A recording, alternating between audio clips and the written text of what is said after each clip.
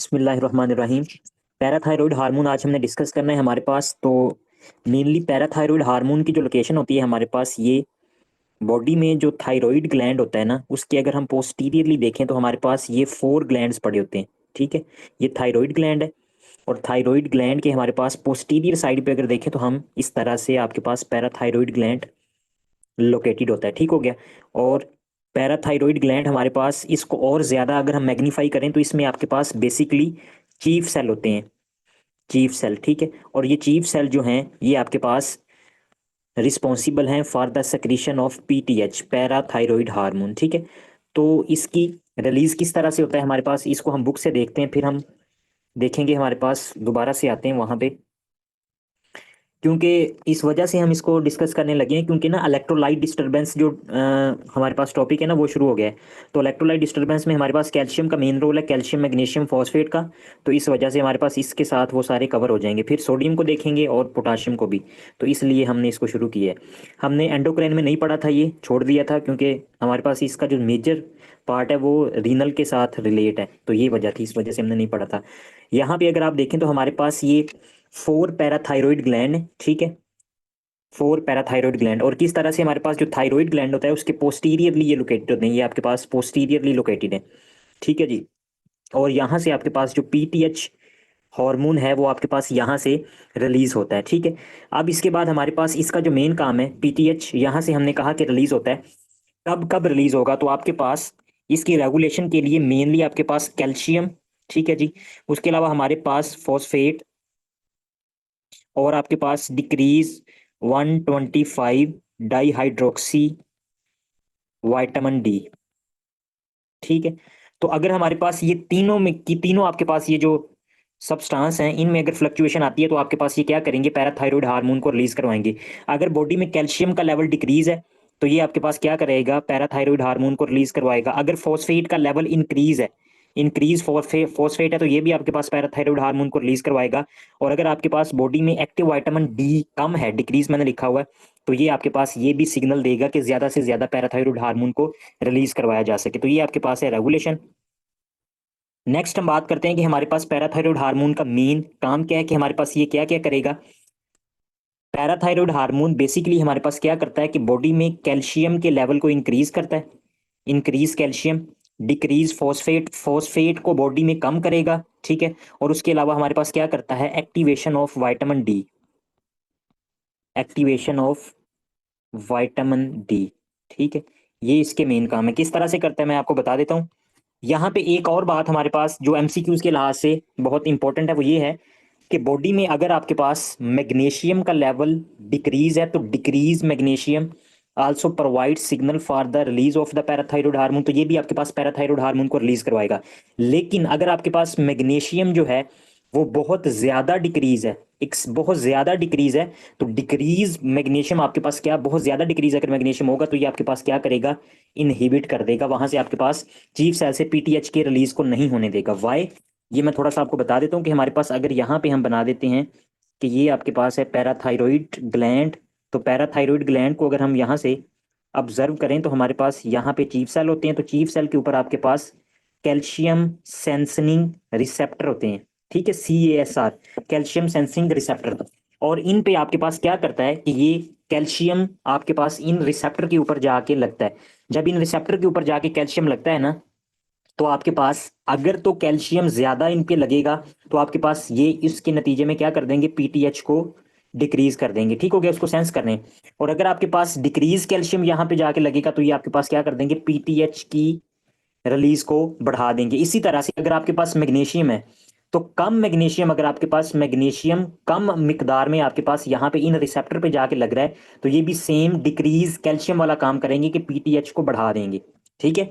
लेकिन अगर आपके पास बहुत ज्यादा मिकदार में मैग्नीशियम डिक्रीज हो गया, बहुत ज्यादा मिकदार में डिक्रीज हो गया, तो फिर ये क्या करते हैं कि ये आपके पास बहुत ज्यादा डिक्रीज अगर हो गया तो ये आपके पास बिल्कुल पीटीएच को कम कर देंगे। वाई, बिकॉज सम हाउ कुछ ना कुछ आपके पास अमाउंट चाहिए होती है मैग्नीशियम को, मैग्नीशियम की अमाउंट चाहिए होती है for the release of the parathyroid hormone. ठीक है, कुछ ना कुछ मैग्नीशियम हमें चाहिए होता है। अगर बिल्कुल ही मैग्नीशियम नहीं है तो आपके पास जो कैल्शियम सेंसिंग रिसेप्टर हैं also they sense magnesium, magnesium को भी सेंस करते हैं। तो अगर बिल्कुल भी मैग्नीशियम नहीं होगा तो फिर ये आपके पास जो पैराथायरॉयड हार्मोन है वो पीटी पैराथायरॉयड के जो रिसेप्टर हैं वो पीटीएच हार्मोन को आगे रिलीज नहीं करवाएंगे। तो आपके पास मेनली एमसीक्यूज ये आता है कि इन हाइपो मैग्नीसीमिया, कि अगर आपके पास बॉडी में हाइपोमैग्नीसीमिया की कंडीशन है देन हाइपोकैल्सीमिया कैन अकर। ठीक है, अगर बॉडी में मैग्नीजीमिया है तो आपके पास क्या होगा कि ऑल ऑटोमेटिकली आपके पास जो बॉडी होगी वो हाइपोकैल्सीमिक होगी, कि उसमें कैल्शियम का लेवल जो होगा वो कम होगा। अगर मैग्नीशियम बहुत ज्यादा डिक्रीज हो गया तो वो आपके पास कैल्शियम को बहुत ज्यादा डिक्रीज करवा देगा। क्यों? क्योंकि आपके पास बिल्कुल भी पैराथायरॉयड हार्मोन जो होगा वो रिलीज नहीं होगा। ठीक हो गया जी, यहां तक बात होगी। नेक्स्ट हम बात करते हैं कि हमारे पास ये जो पैराथायरॉयड हार्मोन है इसका किधर किधर काम होता है। तो बेसिकली हमारे पास ये एक्ट करता है बोन्स के ऊपर, और इसके अलावा हमारे पास ये एक्ट करता है किडनी के ऊपर। ठीक है, किडनी और बोन्स के ऊपर। अच्छा जी, हमारे पास बोन्स पे ये एक्ट करेगा पीटीएच, और बोन से क्या करवाएगा? बोन्स की रिजॉर्प्शन करवाएगा, और बोन से क्या निकलवाएगा? हमारे पास कैल्शियम और फॉस्फेट को निकलवाता है। ठीक है, PO4। और इसी तरह से अगर हम किडनी की बात करें तो किडनी पे जब पीटीएच आके लगेगा तो किडनी से हमारे पास क्या करवा देता है? हमारे पास PO4 जो होता है उसकी एक्सक्रीशन करवा देता है। PO4 एक्सक्रीशन तो किधर से करवाता है? हमने पहले पढ़ चुके हैं पीसीटी से। पीसीटी के सेल पे आपके पास सोडियम फॉस्फेट को ट्रांसपोर्टर होते हैं, उसको इनहिबिट कर देता है। एक काम ये करता है। दूसरा काम ये करेगा आपके पास कि कैल्शियम की रीएब्जॉर्प्शन को बढ़ा देगा। कैल्शियम रीएब्जॉर्प्शन को बढ़ा देता है, इंक्रीज कैल्शियम रीअब्जॉर्प्शन। दूसरा काम ये कर दिया इसने, और ये कहां से होगा? डीसीटी से, डिस्टल कन्वोलेटेड ट्यूब्यूल से। और फर्दर आपके पास तीसरा काम ये करता है कि हमारे पास विटामिन डी की एक्टिवेशन करवा देता है, एक्टिवेशन। ठीक है, और जब विटामिन डी की एक्टिवेशन हो जाती है तो विटामिन डी आपके पास फिर एक्टिवेट होने के बाद क्या करती है कि आपके पास गट से, जो जीआईटी गट होती है हमारे पास, वहां से आपके पास कैल्शियम और फोस्फेट की रीअब्जॉर्प्शन को बढ़ा देती है। ठीक हो गया, इंक्रीज कैल्शियम और फोस्फेट की रीअब्जॉर्प्शन। ठीक है, अब नेट रिजल्ट हमारे पास क्या है कि आपके पास कैल्शियम की रीअब्जॉर्प्शन यहां भी बढ़ रही है, किडनी से भी बढ़ रही है और गट से भी बढ़ रही है। एक आपके पास पॉइंट पे जो फॉस्फेट है वो एक्सक्रीट हो रहा है, और दूसरे पॉइंट पे आपके पास फॉस्फेट जो है वो रीअब्जॉर्ब हो रहा है। तो नेट रिजल्ट ये होता है कि आपके पास बॉडी में फॉस्फेट कम हो जाता है और कैल्शियम जो होता है वो आपके पास इंक्रीज हो जाता है। ठीक हो गया, यहां से भी फॉस्फेट निकाल रहा है। ठीक है, और ये आपके पास सीरम में आएगा, सीरम में आके इसको सारी को ट्रैश कर दिया जाता है, और कैल्शियम एट द एंड आपके पास, अगर हम पीटीएच की बात करें तो पीटीएच आपके पास हमने क्या देखा था यहाँ पे, कि यहाँ पे आपके पास ये कैल्शियम, अगर इसके एक्शन की बात करें तो कैल्शियम को इंक्रीज करता है, फॉस्फेट को डिक्रीज करता है, और आपके पास विटामिन डी की एक्टिवेशन करता है। हम बुक पे आते हैं, बुक पे देखते हैं हमारे पास क्या लिखा हुआ है। यहां से हमारे पास डिक्रीज आयोनाइज्ड कैल्शियम, अगर कैल्शियम कम होगा या फॉस्फेट ज्यादा होगा या आपके पास एक्टिव विटामिन डी कम होगा, तो ये तीन आपके पास क्या है? स्टिमुलस है for the activation of parathyroid hormone. तो इसके नतीजे में आपके पास पैराथायरॉयड हार्मोन रिलीज होगा। पैराथायरॉयड हार्मोन अगर रिलीज होगा तो आपके पास कहाँ कहाँ एक्ट करेगा? रीनल ट्यूब्यूलर सेल के ऊपर। तो रीनल ट्यूब्यूलर सेल आपके पास वहां पे क्या करते हैं कि ये एक्टिवेट करते हैं आपके पास किसको? विटामिन डी को। किस तरह से एक्टिवेट करते हैं? हमारे पास ये होता कुछ इस तरह से है, 25 हाइड्रोक्सी विटामिन डी, और ये आपके पास फिर बन जाता है 125 डाई हाइड्रोक्सी विटामिन डी। ठीक है, और यहाँ पे आपके पास एक एंजाइम होता है अल्फा 1 हाइड्रोक्सीलेज, हाइड्रोक्सीलेज। तो पैराथायरॉयड हार्मोन आपके पास क्या करता है? पीटीएच इस एंजाइम की एक्टिविटी को बढ़ा देता है। जब इस एंजाइम की एक्टिविटी को बढ़ जाएगी तो आपके पास इनएक्टिव विटामिन डी जो था वो आपके पास एक्टिव विटामिन डी में कन्वर्ट होना शुरू हो जाता है, और ये सारे का सारा जो काम होता है वो पीसीटी में होता है। ठीक है, हमारे पास एक डिजीज होती है जिसको हम बोलते हैं sarcoidosis, sarcoidosis restrictive disease of the lungs. तो इसमें आपके पास हाइपर कैल्सीमिया मिलता है, हाइपर कैल्सीमिया। ये क्यों मिलता है हमें हाइपर कैल्सीमिया? क्योंकि आपके पास यहाँ पे जो मैक्रोफेजिस होते हैं ना, macrophages without any activity of PTH इसको खुद ब खुद एक्टिवेट कर देते हैं इस एंजाइम को। ठीक हो गया, तो इस वजह से जो आपके पास ये डिजीज होती है इसमें पेशेंट जो होता है वो हाइपर कैल्सीमिया के साथ मिलता है। ठीक है, अभी हमने यहाँ पे पहली बात देख ली कि हमारे पास क्या करता है कि ये 125 डाईहाइड्रोक्सी की आपके पास D3 की एक्टिवेशन करेगा, D3 सिंथेसिस, जो कि रीअब्जॉर्प्शन कैल्शियम की रीअब्जॉर्प्शन और डिक्रीज फॉस्फेट, ठीक है। और फॉस्फेट को डिक्रीज करेगा यूरिन, यूरिन में आपके पास क्या करेगा, डिक्रीज कैल्शियम और इंक्रीज फॉस्फेट। अब सब इसका नेट रिजल्ट ये होता है, ये उसने नेट रिजल्ट लिखा है, मतलब कि आपके पास रीअब्जॉर्प्शन की अगर हम बात करें तो किडनी से कैल्शियम की रीअब्जॉर्प्शन करवाता है और फॉस्फेट को एक्सक्रीट करवा देता है, ठीक हो गया। तो यहां से एक्सक्रीट हो जाएंगे। यूरिन की अगर हम बात करें तो यूरिन में कैल्शियम कम हो जाएगा, क्योंकि जितना भी कैल्शियम यूरिन में होगा वो सारे का सारा आपके पास क्या होगा, रीअब्जॉर्ब हो जाएगा। और यूरिन में फॉस्फेट ज्यादा हो जाएगा, क्योंकि सारे का सारा आपके पास जो यहाँ से पीसीटी से फॉस्फेट जो रीअब्जॉर्ब होना था ना, वो रीअब्जॉर्ब नहीं होगा, सारा यूरिन में आ जाएगा, ठीक हो। नेट रिजल्ट आपके पास इंक्रीज कैल्शियम और डिक्रीज फॉस्फेट। इसके अलावा हमारे पास किधर किधर इसका काम है, बोन्स के ऊपर और उसके अलावा इंटेस्टाइन के ऊपर। तो बोन्स में हमारे पास कैल्शियम और फॉस्फेट को निकालता है, बोन्स की रिजॉर्प्शन करवाता है, ठीक है, release from the bones, increase calcium and phosphate. और इसके अलावा हमारे पास विटामिन डी जब एक्टिवेट हो चुका था, ठीक है, तो उसने आपके पास ये इंटेस्टाइन पे जब आएगा तो इंटेस्टाइन में हमारे पास absorption of calcium and phosphate, calcium और फॉस्फेट की एब्जॉर्प्शन को ये बढ़ा देता है, ठीक है।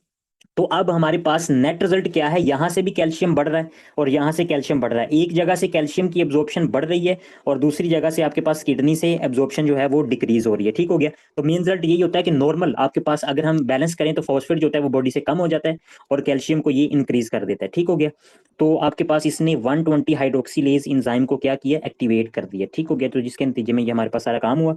तो ये था आपके पास नेगेटिव फीडबैक, अगर बॉडी में एक्टिव विटामिन डी ज्यादा होगा तो ये आपके पास नेगेटिव फीडबैक देगा और नेगेटिव फीडबैक से पीटीएच की सेक्रीशन को डिक्रीज कर देगा। यहाँ पे हमारे पास इसके अगर हम फंक्शन की बात करें तो increase calcium in the blood, calcium को ब्लड में ज्यादा करता है, ठीक है। और उसके अलावा हमारे पास increase calcium and phosphate absorption in the GIT, और ये under the influence of vitamin D, ये जो काम होगा वो विटामिन डी के एक्टिवेशन के बाद होगा। उसके अलावा हमारे पास increase calcium and phosphate resorption from the bones, ये मैं एक्सप्लेन करता हूँ डिटेल में। Increase calcium reabsorption from the DCT, DCT से कैल्शियम की रीअब्जॉर्प्शन बढ़ जाती है। Decrease phosphate reabsorption in PCT, फॉस्फेट के चैनल को बंद कर देता है। इंक्रीज 125 डाइहाइड्रोक्सी विटामिन डी3 calcitriol production by the activating 1 alpha hydroxylase in the PCT, ठीक हो गया। तो ये पीसीटी से ये काम करता है। इसको रेगुलेशन करवाने के लिए decrease serum calcium, increase phosphate, ठीक है, ये बातें मैं बता दी आपको। डिक्रीज मैग्नीशियम पैराथायराइड को इंक्रीज करेगा, और अगर सीरम मैग्नीशियम बहुत ज्यादा डिक्रीज हो जाएगा तो ये आपके पास पैराथायराइड की सेक्रीशन को डिक्रीज कर देगा। इसी वजह से अगर कोई बंदा हाइपोमैग्नीसीमिया के साथ है तो वो बंदा आपके पास हाइपो कैल्सीमिया के साथ भी मिलेगा, ठीक हो गया। ये कॉमन है, इसमें दोनों कंडीशन मिलती हैं क्योंकि पैराथायराइड बिल्कुल कम हो जाता है। Common cause of decrease magnesium include diarrhoea, aminoglycoside, diuretics, alcohol use disorder. तो कौन कौन सी ऐसी कंडीशन है जिसकी वजह से मैग्नीशियम जो कम हो जाता है, डायरिया में आपके पास बॉडी से एक्सक्रीट हो जाएगा। अमाइनोग्लाइकोसाइड हमारे पास ये जो ड्रग होती हैं ये कैल्शियम मैग्नीशियम की एब्जॉर्प्शन को कम कर देती हैं। डायूरेटिक्स आपके पास ज्यादा यूरिनेट करेगा पेशेंट तो निकल जाएगा। अल्कोहल यूज डिसऑर्डर में भी आपके पास ये कंडीशन होती है। अब हमारे पास यहाँ पे पीटीएच अगर ज्यादा है तो सीरम कैल्शियम ज्यादा होगा और सीरम फॉस्फेट कम होगा, और यूरिन फॉस्फेट ज्यादा होगा और यूरिन साइक्लिक एएमपी का लेवल जो होगा वो भी ज्यादा होगा। रैंक एल, ये हमारे पास क्या कंडीशन होती है, इसको मैं एक्सप्लेन करता हूँ कि वाई, ये जो मैंने लिखा ना कि आपके पास पीटीएच जो है वो बोन पे आप कैसे काम करता है, तो ये आपके पास इनडायरेक्टली इनडायरेक्टली क्या करेगा कि हमारे पास ओस्टियोक्लास्ट जो सेल होते हैं, ओस्टियोक्लास्ट सेल एक्टिवेशन डायरेक्टली नहीं करता, इनडायरेक्टली करता है, ठीक है। दो किस्म के सेल होते हैं बोन्स में हमारे पास, एक होते हैं जिनको हम बोलते हैं ओस्टियोब्लास्ट, ओस्टियोब्लास्ट जो कि बोन की फॉर्मेशन करते हैं, और दूसरे होते हैं हम जिन्हें कहते हैं हमारे पास ओस्टियोक्लास्ट, उनको इस तरह बना लेते हैं हमारे पास, ये है ओस्टियोक्लास्ट सेल, ठीक है। तो आपके पास एक्टिवेशन इनकी होगी लेकिन इनडायरेक्टली होगी, काम इनसे लेता है। ये मैक्रोफेजिस होते हैं हमारे पास बोन्स में, अगर हम मैक्रोफेजिस की बात करें तो osteoclast are the macrophages of the bones, ठीक है। अब ये दोनों सेल हमारे पास बोन में पड़े हुए हैं तो यहाँ पे हम बोन बना लेते हैं हमारे पास,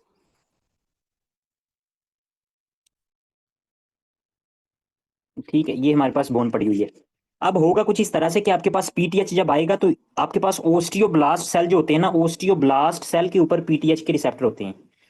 तो यहाँ पे आपके पास क्या है, पीटीएच का रिसेप्टर है। तो जब पीटीएच यहाँ पे आके लगेगा तो ये हमारे पास क्या करवा देते हैं, ये रैंक एल प्रोड्यूस कर देते हैं, रैंक एल, रैंक एल, ठीक है जी।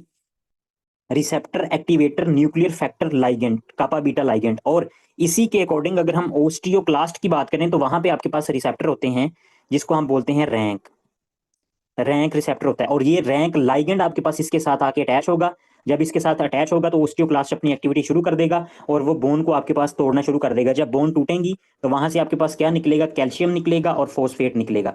मैंने ये क्या बात की, दोबारा बताता हूँ कि आपके पास पैराथायरॉयड हार्मोन डायरेक्टली ओस्टियोक्लास्ट को एक्टिवेट नहीं करता, इनडायरेक्टली करता है। किस तरह से, ओस्टियोब्लास्ट सेल के ऊपर आपके पास पीटीएच के रिसेप्टर होते हैं, जब वो वहां पे लगता है तो वहां से आपके पास osteoblast cell RANK L produce करते हैं और रैंक एल के अकॉर्डिंग आपके पास ओस्टियोक्लास्ट सेल के ऊपर रिसेप्टर होते हैं जिसको बोलते हैं रैंक।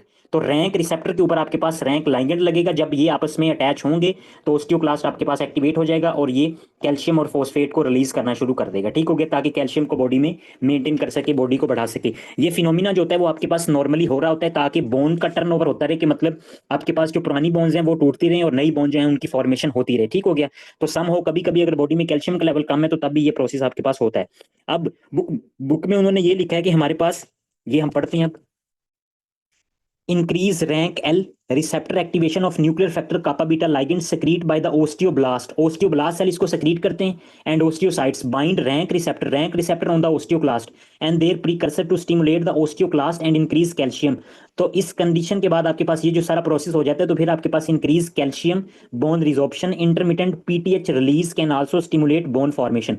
अब वो ये कह रहा है कि हमारे पास अगर पीटीएच जो है वो कंटिन्यूसली रिलीज हो रहा है, कंटिन्यूसली अगर रिलीज होगा ना तो ये आपके पास बोन की रिजॉर्प्शन करवाएगा, बोन की ब्रेकडाउन करवाएगा। लेकिन अगर इंटरमिटेंट वक्फे वक्फे से आपके पास पीटीएच रिलीज होगा आपके पास इस मैनर में, कभी ज्यादा कभी कम कभी ज्यादा, तो ये आपके पास बोन की फॉर्मेशन में हेल्पफुल होता है।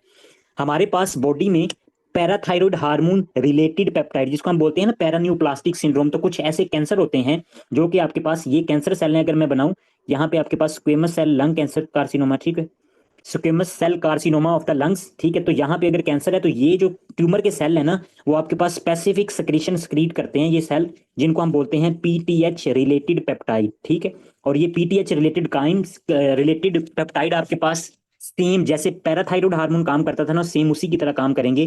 तो इस वजह से इनको कहते हैं कि पैराथायरॉयड रिलेटेड पेप्टाइड। तो दो कैंसर हैं जो कि आपके पास ये काम करते हैं, पैराथायरॉयड रिलेटेड पेप्टाइड प्रोड्यूस करते हैं। एक आपके पास स्क्वेमस सेल कार्सिनोमा और दूसरा रीनल सेल कार्सिनोमा।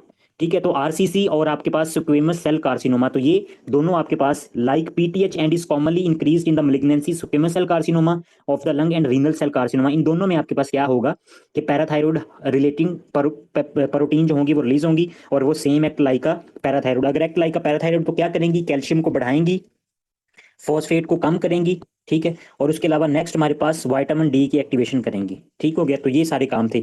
ये था हमारे पास normal physiology of the parathyroid hormone. अब हम आ जाते हैं इनकी पैथोलॉजिकल कंडीशन के ऊपर। हमें पता चल गया कि हमारे पास क्या क्या ये काम करता है सारा। तो पैराथायरॉयड कंडीशन आपके पास, इसकी जो पैथोलॉजिकल कंडीशन है हाइपर पैराथायरॉयडिज्म, वो देखते हैं।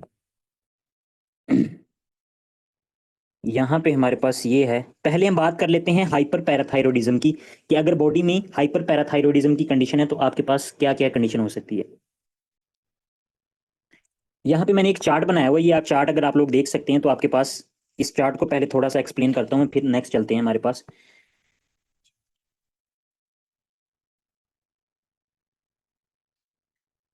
आपके पास यहाँ पे पीटीएच की अमाउंट और यहाँ पे उसने मेंशन की हुई है, यहाँ पे कैल्शियम की अमाउंट मेंशन की हुई है। ठीक है, हमारे पास होगा कुछ इस तरह से कि ये नॉर्मल रेंज है, दरमियान में कुछ ऐसी कंडीशन होंगी कि जिधर आपके पास कैल्शियम इंक्रीज होगा। अगर कैल्शियम इंक्रीज होगा तो इसका मतलब है कि चार्ट इस तरफ को फ्लो कर रहा है। ठीक है, कैल्शियम यहाँ पे ना, कैल्शियम अगर बढ़ेगा तो इस यहाँ पे हम कोई भी चीज जो है मेंशन करेंगे। अगर हमारे पास कैल्शियम डिक्रीज हो रहा है तो आपके पास क्या होगा कि चार्ट की इस साइड पे हम उस चीज को मेंशन करेंगे। अगर कैल्शियम इंक्रीज हो रहा है तो हमें खुद ब खुद पता है कि कैल्शियम अगर इंक्रीज होगा तो कैल्शियम को साथ आपके पास पैराथायरॉयड हार्मोन का सारा स्टिमुलेशन जुड़ी हुई है। अगर कैल्शियम कम है तो पैराथायरॉयड इंक्रीज हो जाता है क्योंकि कैल्शियम सेंसिंग रिसेप्टर होते हैं, और अगर कैल्शियम हमारे पास बॉडी में ज्यादा है तो ये पैराथायरॉयड कम हो जाता है। ठीक हो गया, तो अब हम इस सारे चार्ट के ऊपर मेंशन कर लेते हैं। हमारे पास सबसे पहले मैं यहां पे लिखता हूं primary hyper parathyroidism, primary hyper calcaemia,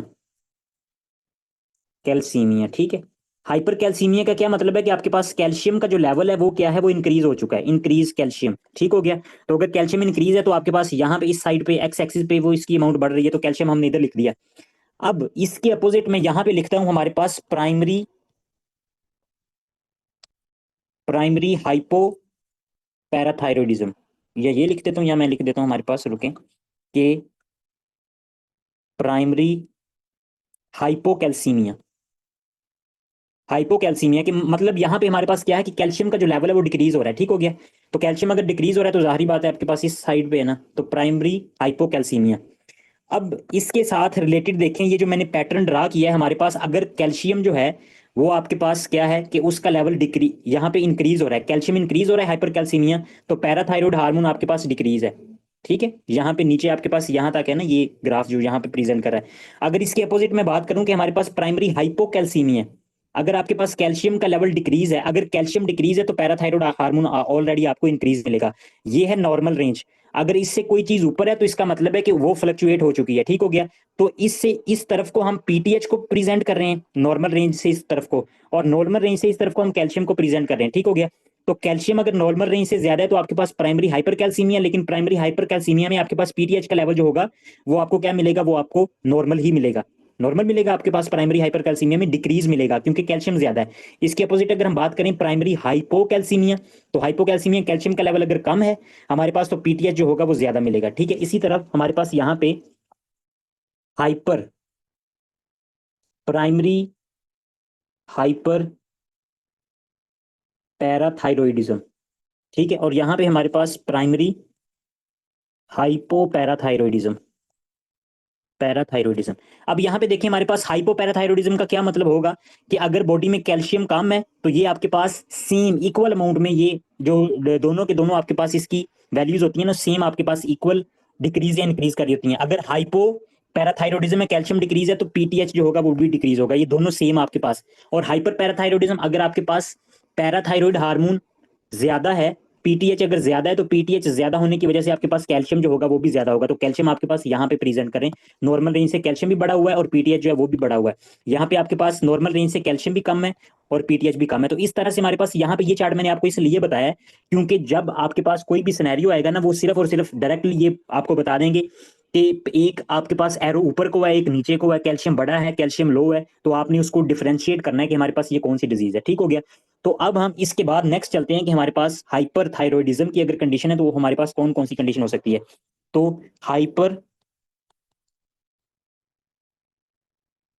पैराथाइरोइडिज्म, तो हाइपर पैराथाइरोइडिज्म की अगर हम बात करें तो हमारे पास ये होगा प्राइमरी, सेकेंडरी और टर्शरी। ठीक है, प्राइमरी हमारे पास क्यों होगा, अगर आपके पास कोई एडिनोमा है, एडिनोमा कहाँ का एडिनोमा है हमारे पास, पीटीएच पैराथाइरोइड हार्मोन जो ग्लैंड है ना वहां पे एडिनोमा या हाइपरप्लेजिया हो चुका है। उसके अलावा सेकेंडरी क्यों होगा, सेकेंडरी तब होगा कि जब बॉडी में आपके पास डिक्रीज कैल्शियम, कैल्शियम अगर डिक्रीज है तो सेकेंडरी। और टर्शरी कब होगा, जब आपके पास क्या हो जाएगा, किडनी फेलियर। किडनी फेलियर की जब कंडीशन होगी तो हमारे पास टर्शरी हाइपर पैराथाइरोडिज्म हो जाएगा। सबसे पहले हम बात कर लेते हैं कि प्राइमरी हाइपर पैराथाइरोडिज्म, जैसे कि मैंने ऊपर इसकी एटियोलॉजीज लिख दी हैं कि हमारे पास एडिनोमा या हाइपरप्लेजिया हो चुका होगा, हाइपरप्लेजिया या एडिनोमा, एडिनोमा ठीक हो गया। तो अगर आपके पास कोई भी एडिनोमा या, तो क्या होगा कि पीटीएच ज्यादा से ज्यादा सक्रीट होगा।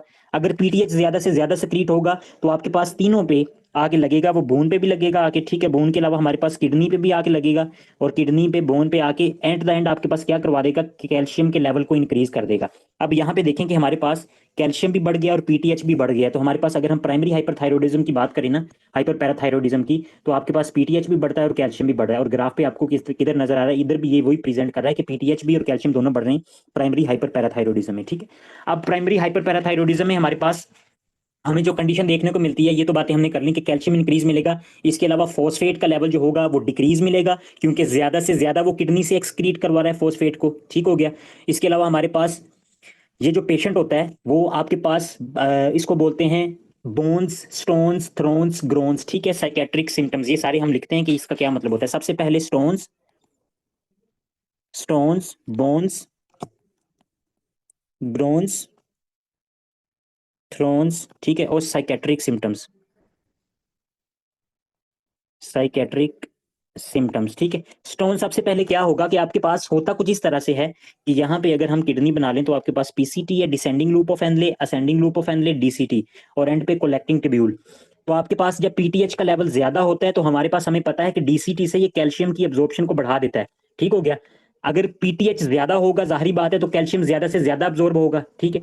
लेकिन होता कुछ इस तरह से है कि बेशक पीटीएच ज्यादा होता है लेकिन आपके पास यूरिन में इसकी जो अमाउंट होती है वो डिक्रीज नहीं होती, यूरिन में आपके पास कैल्शियम का लेवल जो होता है वो इंक्रीज होता है, क्योंकि जितना ज्यादा अब्जॉर्ब कर लेगा, सिर्फ आपके पास पीटीएच का जो एक्ट होता है उसका एक्शन सिर्फ और सिर्फ किडनीज पे तो नहीं होता बल्कि बूंस पे भी होगा, तो बूंस से भी तो कैल्शियम तोड़ तोड़ के वो लेके आ रहा है, उसके अलावा जीआईटी से भी उसकी रीअब्जॉर्प्शन कर रहा है, तो आपके पास हाइपर कैल्सीयूरिया मिलता है आपको, हाइपर कैल्सीयूरिया। ये बात हमेशा याद रखनी है, ये एक डिजीज है, उसके साथ डिफरेंशियल पॉइंट है कि प्राइमरी हाइपर पैराथायरॉयडिज्म में आपको हाइपर कैल्सीयूरिया मिलता है। बेशक कैल्शियम की जो रीअब्जॉर्प्शन है वो डीसीटी से बढ़ जाती है, अगर आपके पास कैल्शियम यूरिन में ज्यादा आ रहा है तो इस वजह से आपके पास कैल्शियम फॉस्फेट स्टोन आपको देखने को मिलेगा, कैल्शियम फॉस्फेट स्टोन जो होता है वो देखने को मिलता है। बोन्स की अगर हम बात करें तो बोन्स में आपके पास ओस्टियोक्लास्टिक एक्टिविटी बहुत ज्यादा बढ़ जाती है, ओस्टियोक्लास्टिक एक्टिविटी अगर बढ़ जाएगी तो जाहिर बात है आपके पास बोन्स को तोड़ना शुरू कर देंगी, बोन्स अगर तोड़ना शुरू कर देंगी तो हमारे पास बोन्स के रिलेटेड एक स्पेसिफिक डिजीज होती है जिसको हम बोलते हैं ओस्टियाइटिस fibrosa cystica, ओस्टियाइटिस fibrosa cystica, cystica. हो क्या गया हमारे पास जो ओस्टियोक्लास्ट हैं, ओस्टियोक्लास्टिक एक्टिविटी बहुत ज्यादा बढ़ गई है, तो ओस्टियोक्लास्टिक एक्टिविटी बढ़ जाने की वजह से हमारे पास वो आपके पास ये कहता है कि अगर बोन है तो बोन को यहाँ पे मैं एक ड्रा करता हूँ एक स्ट्रक्चर, फिर आपको बताता हूँ। आपके पास यहाँ पे ये बोन है, ठीक है, तो ये हमने कह दिया कि आपके पास आउटर मेम्ब्रेन ऑफ बोन है, और बोन के आउटर मेम्ब्रेन के बाद आपके पास जो इनर हार्ड बोन होती है ना आपके पास, इसको बोलते हैं कोर्टिकल, कोर्टिकल बोन, ठीक है। और इसके अलावा आपके पास कोर्टिकल बोन के आपके पास नेक्स्ट इनर जो पार्ट होता है उसको बोलते हैं ट्रेबिकुलर बोन, जो कि आपके पास बोनी वो देती है आपके पास हनी कॉम्ब लाइक अपीयरेंस जो होती है ट्रेबिकुलर बोन, ठीक है। तो बाहर वाली जो मेम्ब्रेन है उसको क्या बोलते हैं, पेरिओस्टियम, पेरिओस्टियम।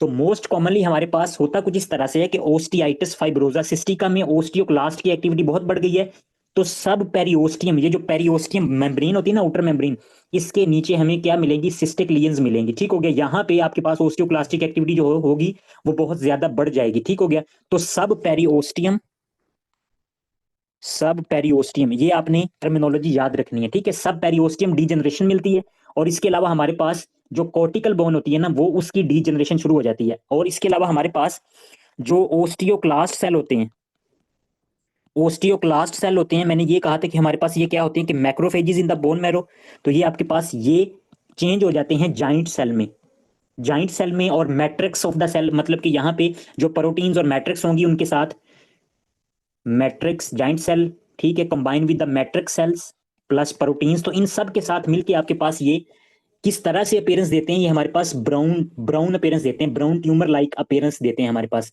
और हम अगर इसको देखें एक्सरे पे, तो एक्सरे पे हमें कुछ इस तरह से नजर आती हैं, हम मैं आपको पिक्चर दिखाता हूँ, ये पिक्चर आप लोग देख सकते हैं। तो हमारे पास इसमें यहाँ पे ये देखें, ये ओस्टियाइटिस फाइब्रोजा सिस्टिका, ये ब्राउन अपीयरेंस दे रही है आपके पास, ये जो है यहाँ पे भी आपके पास ये जो एरिया, ये एरिया जो है, ये एरिया जो है आपके पास, ये सिस्टिक लीजन जो है ना वो इसमें मिलती है, ठीक है। बुक पे इसको मैं पढ़ाता हूँ एक दफा आपको।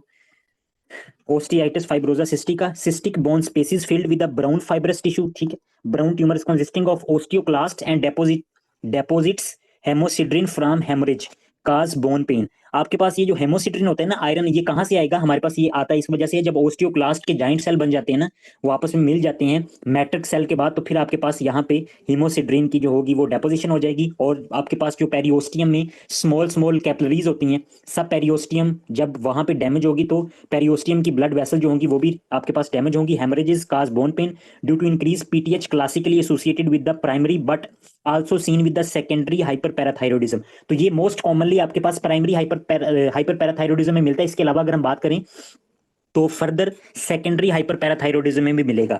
अब यहाँ पे आपके पास जो बात आपको पता होनी चाहिए, हाइपर कैल्सीमिया की तो हमने बात कर ली, हाइपर कैल्सीयूरिया ये आपको बात पता होनी चाहिए, मैंने बता दिया कि क्यों मिलेगा। ऐसे नहीं कहना कि आपके पास अगर हाइपर पैराथायरॉयडिज्म है तो डीसीटी से ज्यादा कैल्शियम की रीअब्जॉर्प्शन होती नहीं होती, कैल्शियम की रीअब्जॉर्प्शन इतनी नहीं हो पाती जितना कैल्शियम यूरिन में आ रहा होता है, ठीक है। ये एमसीक्यूज आ सकता है, ये मेंशन कर लें अपनी बुक पे, ये एमसीक्यूज है, ठीक है। उसके अलावा रीनल स्टोन इसी वजह से बनते हैं, हाइपर कैल्सी पोलीयूरिया, पोलीयूरिया क्यों होगा, क्योंकि हमारे पास यहाँ पे मैं बनाता हूँ कि आपके पास ये पीसीटी का पार्ट है, पीसीटी के बाद आपके पास descending loop of Henle, ascending loop of Henle, DCT, और एंड पे आपके पास कलेक्टिंग ट्यूब्यूल। तो कलेक्टिंग ट्यूब्यूल पे हमारे पास क्या होते हैं कि इन प्रिंसिपल सेल्स होते हैं, यहाँ पे V2 रिसेप्टर होते हैं फॉर द एडीएच, ठीक है, और यहाँ पे एडीएच आके लगता है ताकि आपके पास वाटर की रीअब्जॉर्प्शन हो सके। तो मोस्ट कॉमनली जब हाइपर कैल्सीमिया की कंडीशन होती है ना, तो कैल्शियम सारे का सारा यहाँ पे आके डेपोजिट हो जाता है। ठीक है, और एडीएच को उनके रिसेप्टर पे आके एक्ट नहीं करने देता। जब एडीएच अपने रिसेप्टर पे नहीं लगेगा तो आपके पास नेफ्रोजेनिक डायबिटीज इंसिपिडस हो जाएगी, नेफ्रोजेनिक डायबिटीज इंसिपिडस। और डायबिटीज में क्या होता है कि आपके पास पोलीयूरिया, तो इस वजह से आपके पास कैल्शियम जो होता है उसमें आपके पास मोस्ट ऑफन ये नहीं है, यहाँ से पढ़ रहे थे, पोलीयूरिया। ठीक है, थ्रोन्स, हाइपोफॉस्फेटीमिया मिलेगा। हाइपोफॉस्फेटीमिया क्यों मिलेगा? क्योंकि आपके पास पीसीटी से फॉस्फेट की जो रीअब्जॉर्प्शन थी वो बंद हो जाएगी, सारे का सारा फॉस्फेट जो होगा वो यूरिन में आ जाएगा। ठीक है जी, नेक्स्ट हमारे पास इंक्रीज पैराथायरॉयड हार्मोन एएलपी। जब भी बोन्स टूटती हैं तो हमारे पास क्या होता है कि अल्कलाइन फॉस्फेट का लेवल जो होता है वो ज्यादा हो जाता है। ठीक हो गया। अच्छा, अब ये जो कंडीशन होती है ना हमारे पास, अगर प्राइमरी हाइपर पैराथायरॉयडिज्म की बात करें तो ये कंडीशन जो होती है ये एसिम्प्टोमेटिक होती है। एसिम्प्टोमेटिक, एसिम्प्टोमेटिक का क्या मतलब है कि आपके पास अर्ली कंडीशन पे ये कोई भी सिम्टम नहीं देती। अचानक पता चलेगा कि पेशेंट जो है ना वो स्टोन के साथ मिल रहा है, कि उसको स्टोन हो चुका है, किडनी में स्टोन हो चुका है। ठीक है, अर्ली ये एसिम्प्टोमेटिक होती है।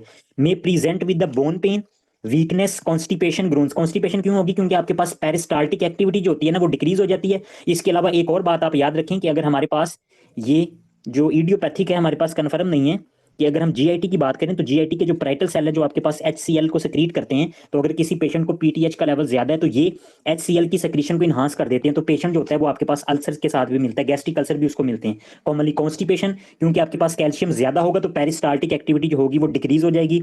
Abdominal flank pain, kidney stones, acute pancreatitis. और पैंक्रियाटाइटिस की कंडीशन ये आपके पास पैंक्रियाटाइटिस भी काज करवा सकते हैं। ठीक है, न्यूरोसाइकेट्रिक डिस्टर्बेंस। न्यूरोसाइकेट्रिक डिस्टर्बेंस आपके पास होता कुछ इस तरह से कि अगर यहाँ पे मैं एक न्यूरॉन बनाऊं, ठीक है, एक्सॉन, डेंड्राइट्स है, और फिर ये आगे एक्सॉन, और आपके पास ये टर्मिनल। तो आपके पास होता कुछ इस तरह से है कि यहाँ पे क्या होता है कि यहाँ पे सोडियम के चैनल होते हैं। ठीक है, जिधर से सोडियम का इन्फ्लक्स होता है, और सोडियम के इन्फ्लक्स होने के बाद आपके पास यहाँ से स्पेसिफिक न्यूरोनल एक्टिविटी आगे इन्हांस होती है, एक्टिवेट होती है, इनिशिएट होती है।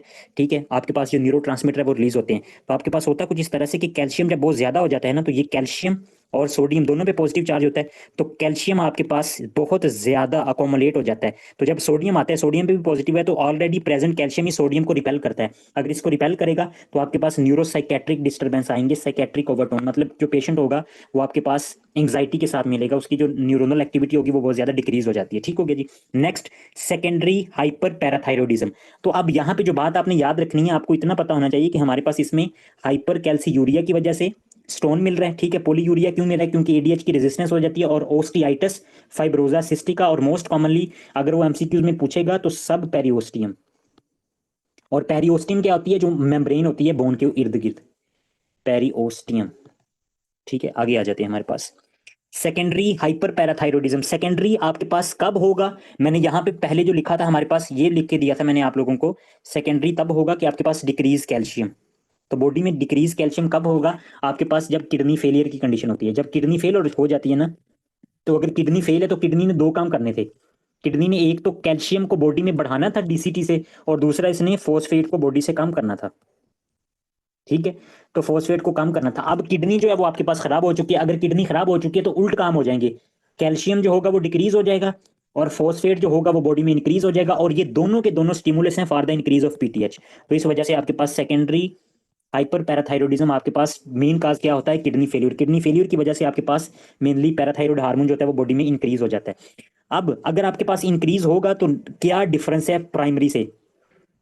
Secondary hyperplasia due to decrease calcium absorption and increase phosphate, कि कैल्शियम की एब्जॉर्प्शन कम हो गई है और फॉस्फेट जो है वो ज्यादा से ज्यादा आपके पास बॉडी में बढ़ रहा है, एक्सक्रीट नहीं हो रहा। Most often in chronic kidney disease, CKD में होता है। ठीक हो गया। Cause hypovitaminosis D and hyperphosphataemia decrease calcium. अब हमारे पास क्या होगा कि जब विटामिन डी जो है वो बॉडी में हाइपो हाइपो कम है, विटामिन डी कम है, किडनी अगर आपके पास काम नहीं कर रही, तो किडनी के पीसीटी सेल से हमारे पास एक्टिवेट होना था, तो किडनी काम नहीं करी, तो hypovitaminosis D and hyperphosphataemia and decrease calcium. तो किडनी डिजीज में ये तीनों काम होते हैं, तीनों काम होंगे तो इसके नतीजे में हमारे पास हमें क्या मिलेगा? अब प्राइमरी और सेकेंडरी में यहाँ पे हमें मिल रहा था हाइपर कैल्सीमिया, क्योंकि आपके पास जब आ रहा था पीटीएच, पीटीएच आके किधर किधर लग रहा था? बोन्स पे लग रहा था, उसके अलावा हमारे पास किडनीज पे लग रहा था, तो वहां से कैल्शियम को बढ़ा रहा था। अब हमारे पास पीटीएच आएगा तो सही मैदान में, जब पीटीएच आएगा तो कैल्शियम को आपके पास इंक्रीज नहीं कर पाएगा। क्योंकि किडनी से हमारे पास उसकी एब्जॉर्प्शन नहीं होगी, तो पेशेंट जो होगा वो हाइपोकैल्सीमिया के साथ ही मिलेगा। ठीक हो गया, अभी तक यही बात सुनी। फर्दर आपके पास हाइपरफॉस्फेटीमिया, जाहिर बात है कि आपके पास किडनीज खराब हैं, तो आपके पास पीसीटी से फॉस्फेट की जो पीटीएच जो काम करता था वो नहीं होगा, तो पेशेंट जो होगा वो फॉस्फेटीमिया के साथ मिलेगा, फॉस्फेट का लेवल इंक्रीज होगा। Chronic kidney disease versus hypophosphataemia with most other causes. ठीक हो गया। अब वो ये कह रहा है कि हमारे पास अगर किसी पेशेंट को हाइपोफॉस्फेटीमिया विद मोस्ट अदर काज, तो इसमें होता कुछ इस तरह से है कि इंक्रीज एएलपी और इंक्रीज पीटीएच। एएलपी हमेशा तब बढ़ता है हमारे पास जब बॉडी में बोन्स की डिस्ट्रक्शन होती है। हमारे पास हो कुछ इस तरह से रहा था कि आपके पास यहाँ पे ये किडनी है, ठीक है, और यहाँ पे हमारे पास ये बोन्स हैं, ठीक है। तो हमारे पास किडनी ने क्या करना था, किडनी ने कैल्शियम की रीअब्जॉर्प्शन कर बढ़ाना था सीरम में, और फॉस्फेट को कम करना था। पीटीएच ज्यादा हुआ, पीटीएच ने कहा कि चलो भाई आजो मैदान में, कैल्शियम को बढ़ाओ। ठीक हो गया। तो कैल्शियम नहीं बढ़ रहा, उसने कहा कि फॉस्फेट को बॉडी से कम करो, फॉस्फेट बॉडी से कम नहीं हो रहा, तो कैल्शियम कम ही कम है, आपके पास कुछ भी नहीं बढ़ा इसका, ये और पीटीएच को इनहांस करेगा। फॉस्फेट जो है वो बॉडी में ज्यादा है, वो एक्सक्रीट नहीं हो रहा, ये और आपके पास पीटीएच को इनहांस करे। तो सारी का सारा ये जो आपके पास ये मैकेनिज्म होता है, ये पीटीएच को डाइवर्ट कर देता है टुवर्ड्स द आपके पास बोन्स। तो जब इस पे डाइवर्ट कर देता है, बोन्स की रिजॉर्प्शन का जो प्रोसेस होता है वो बहुत ज्यादा बढ़ जाता है। ठीक हो गया। तो बोन्स आपके पास बहुत ज्यादा टूटना शुरू हो जाती हैं, जिसके नतीजे में आपके पास सेकेंडरी हाइपरपैराथायरॉयडिज्म में रीनल ओस्टियोडिस्ट्रोफी मिलती है।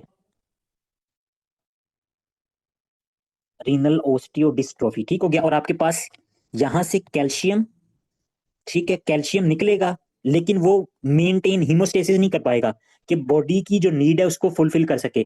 और फॉस्फेट जो होगा वो आपके पास बॉडी से, आपके पास यहां से तो आ रहा है, लेकिन ये रिमूव हो पाएगा, रिमूव नहीं हो पाएगा, और ये ज्यादा ही रहेगा। ठीक हो गया। तो रीनल ओस्टियोडिस्ट्रोफी की कंडीशन, और आपके पास हाइपोकैल्सीमिया जो है वो मिलता है, यहाँ पे हाइपोकैल्सीमिया उन्होंने लिखा हुआ है, और renal osteodystrophy, renal disease, secondary and tertiary hyperparathyroidism, bone lesions बहुत ज्यादा प्रोमिनेंट हो जाएंगे। यहाँ पे मैं आपको एक डायग्राम दिखाता हूँ कि आपके पास अगर किडनी इन्वॉल्व हो चुकी है तो बॉडी में क्या कंडीशन देखने को मिल सकती है हमारे पास।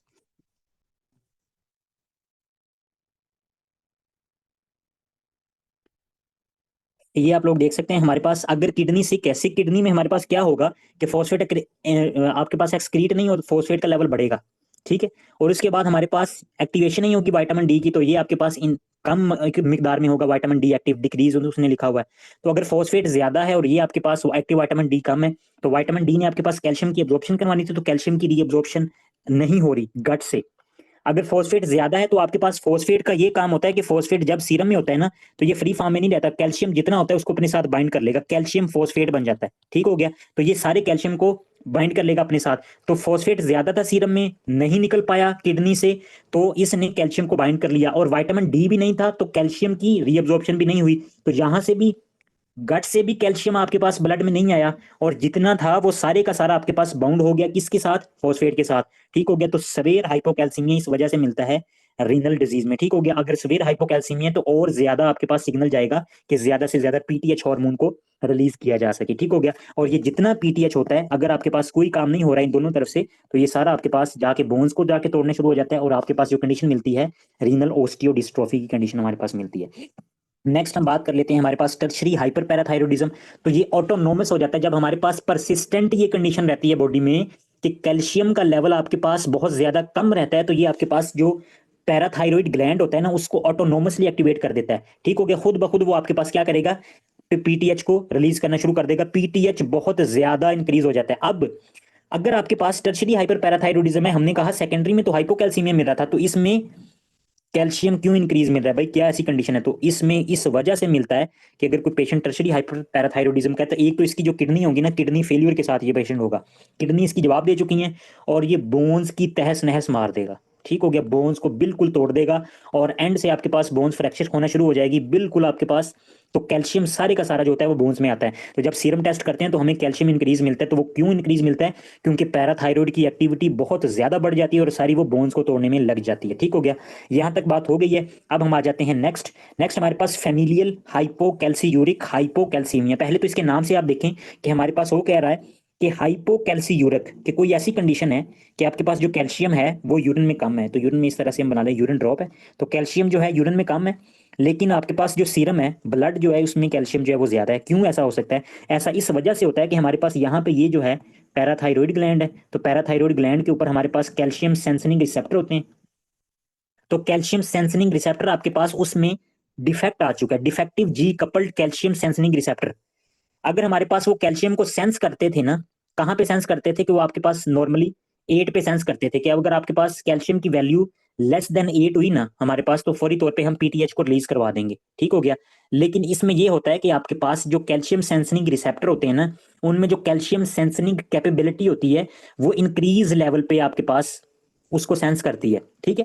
क्या मतलब है, इसको हम पढ़ते हैं, मैं बताता हूँ आपको। ऑटोसोमल डोमिनेंट कंडीशन है, defective G coupled calcium sensing receptor in multiple tissue.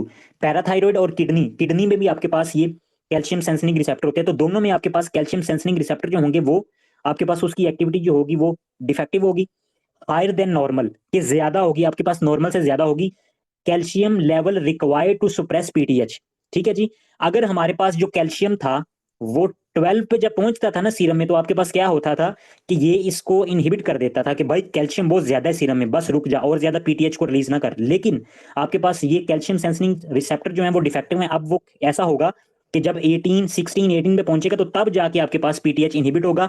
लेकिन अगर आपके पास पीटीएच ज्यादा कैल्शियम पे जाके इनहिबिट हो रहा है तो इसका ये मतलब है कि पीटीएच जो होगा वो रिलीज होता रहेगा, और पीटीएच अगर रिलीज होगा तो बॉडी में आपके पास कैल्शियम का लेवल जो होगा वो इंक्रीज होता रहेगा। तो इस वजह से हाइपर कैल्सीमिया की बात तो हमें यहां तक समझ आ गई कि पीटीएच ज्यादा होता है, अर्ली कैल्शियम को सेंस नहीं करता, तो इस वजह से आपके पास कैल्शियम बॉडी में ज्यादा होगा, हाइपर कैल्सीमिया।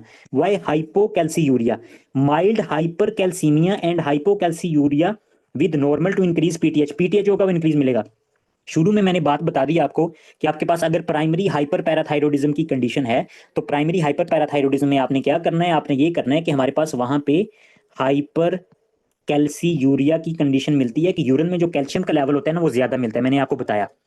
लेकिन इसमें हाइपोकैल्सी यूरिया मिलेगा इस वजह से कि आपके पास यहाँ पे जो किडनी के ऊपर आपके पास कैल्शियम सेंसनिंग रिसेप्टर है ना, उनमें भी डिफेक्ट होता है, ठीक हो गया। तो अगर उनमें डिफेक्ट है तो वो आपके पास कैल्शियम की रीअब्जॉर्प्शन को बढ़ा देते हैं, तो कैल्शियम जो होता है वो ज्यादा से ज्यादा रीअब्जॉर्ब होना शुरू हो जाता है, ठीक हो गया।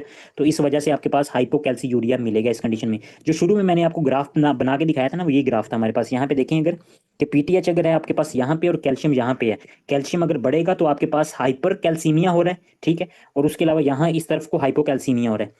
तो आपके पास प्राइमरी हाइपर पैराथाइरोडिज्म की कंडीशन, प्राइमरी हाइपर पैराथाइरोडिज्म की कंडीशन, पीटीएच बढ़ेगा और साथ आपके पास कैल्शियम भी बढ़ेगा, दोनों बढ़ रहे हैं, ठीक है। और उसके अलावा पीटीएच इंडिपेंडेंट हाइपरकैल्सीमिया कि आपके पास बॉडी में कैल्शियम का लेवल बढ़ गया, कैल्शियम अगर बढ़ गया तो ये क्या कहेगा कि पीटीएच को भाई तू तो कम हो जा, मैं पहले ही ज्यादा हूं तो तू किस तरह से कम हो जाए, ठीक हो गया। कौन कौन सी ऐसी कंडीशन है प्राइमरी हाइपर पैराथाइरोडिज्म की? Hyperplasia adenoma carcinoma. और independent primary independent hypercalcaemia, excess calcium intake, कोई कैल्शियम की टैबलेट दे रहा है, कोई कैंसर हो गया जैसे स्क्वेमस सेल कार्सिनोमा, और प्लस हमारे पास रीनल सेल कार्सिनोमा, ये लंग्स का होता है, एक किडनी का होता है, या इंक्रीज विटामिन डी के, विटामिन डी की एक्टिविटी बढ़ गई है तो ये हाइपरकैल्सीमिया काज करवा देंगी, और उसके नतीजे में आपके पास हाइपरकैल्सीमिया, लेकिन पीटीएच का जो लेवल होगा वो डिक्रीज मिलेगा, ठीक है। प्राइमरी हाइपर पैराथाइरोडिज्म हम हमेशा तब होगा जब वहां पे कोई कैंसर बन चुका है। ये हमारे पास कंडीशन जो थी हमने देख ली। टर्शरी हमारे पास क्रोनिक किडनी डिजीज होती है, बहुत ज्यादा किडनी खराब हो चुकी होती है और इसमें कैल्शियम का जो लेवल होता है वो हमें इंक्रीज मिलता है। अब हमारे पास यहाँ पे आ जाते हैं हम सेकेंडरी हाइपर पैराथाइरोडिज्म। तो सेकेंडरी हाइपर पैराथाइरोडिज्म में हमारे पास कैल्शियम का लेवल जो होगा वो डिक्रीज मिलेगा, लेकिन पीटीएच जो होगा वो इंक्रीज मिलेगा। कैल्शियम आपके पास बॉडी में नहीं बढ़ रहा होगा। विटामिन डी डेफिशिएंसी, क्योंकि किडनी खराब है, decrease calcium intake, chronic kidney disease, ठीक हो गया। तो ऐसी सारी कंडीशन में हमारे पास कैल्शियम का लेवल कम होगा लेकिन पीटीएच जो होगा वो ज्यादा मिलेगा, ठीक है जी। अब हमारे पास बात रहेगी हाइपोपैराथाइरोडिज्म। तो हाइपोपैराथाइरोडिज्म में आपके पास पीटीएच भी कम होगा और आपके पास कैल्शियम जो होगा वो भी कम होगा। कोई भी अगर प्राइमरी डिजीज है तो प्राइमरी में पीटीएच और उसके अलावा कैल्शियम जो होते हैं वो सेम आपके पास एक ही अमाउंट में बढ़ रहे होते हैं। पीटीएच भी बढ़ रहा है, कैल्शियम भी बढ़ रहा है, अगर ये दोनों आपके पास बढ़ रहे हैं तो प्राइमरी है। अगर दोनों कम हो रहे हैं है प्राइमरी, लेकिन हाइपो या हाइपर के इसके साथ अंदाजा लगा लेना है। पीटीएच बढ़ रहा है, कैल्शियम भी बढ़ रहा है, प्राइमरी हाइपर हाइपो हाइपर पैराथाइरोडिज्म। अगर पीटीएच भी कम हो रहा है, कैल्शियम भी कम हो रहा है तो प्राइमरी हाइपोपैराथाइरोडिज्म। तो ये आपके पास सेम सीक्वेंस में होते हैं। उल्ट कब होता है काम जाके आपके पास सेकेंडरी हाइपर पैराथाइरोडिज्म में, कि पीटीएच ज्यादा होता है और उसके अलावा आपके पास जो कैल्शियम होता है वो कम होता है, सेकेंडरी हाइपर पैराथाइरोडिज्म। अगर इसके अलावा हम पीटीएच इंडिपेंडेंट हाइपर कैल्सीमिया की बात करें तो कैल्शियम ज्यादा होगा और पीटीएच जो होगा वो कम होगा, ठीक हो गया। अब इसको हम डिस्कस कर लेते हैं, फिर आपको 2-3 एमसीक्यूज करवाऊंगा। उसके बाद हम देखेंगे। अच्छा, यहाँ पे आप वो कह रहे हैं कि हाइपोपैराथायरॉयडिज्म। हाइपोपैराथायरॉयडिज्म आपके पास हमें पता है कि बॉडी में क्या होगा कि पैराथायरॉयड की जो अमाउंट है वो बॉडी में कम होगी। कम क्यों हो सकती है हमारे पास? कम इस वजह से होगी कि यहाँ तो आपके पास जो थायराइड ग्लैंड है उसकी आपके पास थायराइडेक्टमी करवा दी है। किसी पेशेंट को थायराइड क्या था, ट्यूमर था, ठीक हो गया, पेपिलरी सेल कार्सिनोमा कोई भी था, तो थायराइड की अपोजिट पोस्टीरियर साइड के ऊपर ये थायराइड ग्लैंड है। थायराइड को अगर हम बैक साइड देखें, पोस्टीरियर आपके पास पैराथायराइड था। तो भाई काटा किसको? काटा तो हमारे पास थायराइड को, तो पैराथायराइड बेचारा खाम खा चला गया, ठीक हो गया। तो यहां से हमारे पास due to injury to parathyroid gland और their blood supply usually during thyroid surgery. जब थायराइड की सर्जरी करते हैं तो साथ पैराथायरॉयड भी, अल्लाह हाफिज, ठीक है। ऑटो इम्यून डिस्ट्रक्शन, कोई भी ऑटो इम्यून डिस्ट्रक्शन की कंडीशन हो सकती है हमारे पास। शोगरन सिंड्रोम, ठीक है। D George syndrome, D George syndrome हमारे पास क्या होता है कि थर्ड और फोर्थ फेरेंजियल पाउच जो होता है ना, एम्ब्रियोलॉजी करें की अगर हम बात करें, third and fourth pharyngeal pouch वो हमारे पास क्या बनाता है, वहीं से हमारे पास क्या बनना होता है, पैराथायरॉइड ग्लैंड वहां से बनना होता है, और थाइमस भी हमारे पास वहीं से बनना होता है। तो अगर हमारे पास थर्ड और फोर्थ फेरेंजियल पाउच की एक जेनेसिस हो गई है तो ना पैराथायरॉइड ग्लैंड बनेगा ना थाइमस बनेगा, ठीक हो गया। और इसके अलावा हमारे पास ये जो पेशेंट होता है उसको कार्डियक एबनॉर्मेलिटीज के साथ भी मिलता है, कंजेनिटल कार्डियक डिफेक्ट के साथ भी मिलता है। तो डी जॉर्ज सिंड्रोम का हमारे पास यहाँ पे जो निमोनिक है ये आपको आना चाहिए। निमोनिक तो नहीं है, इसको हम कह सकते हैं कि ट्राइएड हमने याद किया हुआ है। क्या है कि आपके पास इसमें थाइमस एब्सेंट होगा। थाइमस अगर एब्सेंट होगा तो टी सेल आपके पास जो होंगे डिसफंक्शन, ठीक, टी सेल अपना काम नहीं करेंगे। मैच्योरेशन किधर होती है? थाइमस में। दूसरे नंबर पे डीजोर सिंड्रोम में आपके पास पैराथायरॉइड हार्मोन नहीं होगा, पैराथायरॉइड ग्लैंड आपके पास नहीं होगा, जिसकी वजह से हाइपोकैल्सीमिया, हाइपोकैल्सीमिया। और तीसरे नंबर पे हमारे पास कॉन्जेनिटल हार्ट डिफेक्ट, ठीक है। क्वार्टेशन, सॉरी, क्वार्टेशन ऑफ एओर्टा नहीं मिलती आपके पास, इसके अलावा जो बाकी कंडीशन होती हैं वो मिलती हैं। कॉन्जेनिटल हार्ट डिफेक्ट्स आपके पास, उसमें भी ये कंडीशन, ये तीनों चीजें डिजोर सिंड्रोम में मिलेंगी। Finding tetany, hypocalcaemia and hyperphosphataemia. अगर आपके पास पीटीएच नहीं होगा तो हमें पता है कि कैल्शियम को बढ़ाता है, अगर नहीं होगा तो कैल्शियम कम हो जाएगा, फॉस्फेट को कम करता है, अगर नहीं है तो फॉस्फेट ज्यादा हो जाएगा। टेक्नी क्या होगी आपके पास, जो आपकी जो नर्व्स है ना वो आपके पास ओवर एक्टिवेट हो जाएंगी, उनमें आपके पास ट्विचिंग प्रोड्यूस होगी। क्यों प्रोड्यूस होगी ट्विचिंग? क्योंकि आपके पास मेन काज ये होती है कि बॉडी में ये जो